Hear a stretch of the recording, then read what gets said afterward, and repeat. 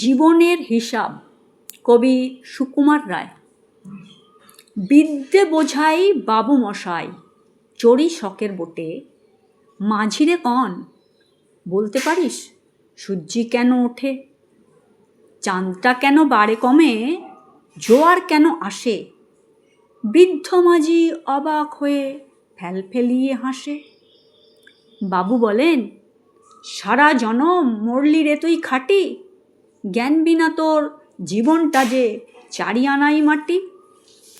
খানিক বাদে কহেন বাবু, বল তো দেখি ভেবে, নদীর ধারা কেমনে আসে পাহাড় হতে নেবে?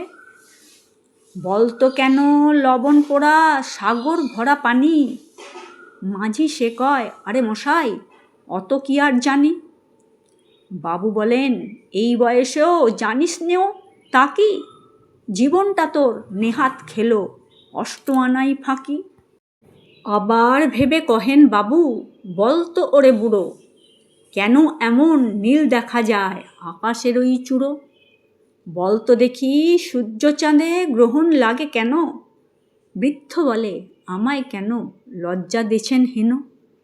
বাবু বলেন, বলবো কি আর, বলবো তোরে কি তা, দেখছি এখন জীবনটা তোর 12 আনাই বৃথা। খানিক বাদে ঝড় উঠেছে, ঢেউ উঠেছে ফুলে, বাবু দেখেন নৌকাখানি ডুবলো বুঝি দুলে। মাঝিরে কন, এ কি আপদ, ওরে ও ভাই মাঝি, ডুবলো নাকি নৌকা এবার, মরবো নাকি আজি? মাঝি শুধায়, সাঁতার জানো? মাথা নাড়েন বাবু। মূর্খ মাঝি বলে, মশাই এখন কেন কাবু? বাঁচলে শেষে আমার কথা হিসেব করো পিছে, তোমার দেখি জীবনখানা 16 আনাই মিছে।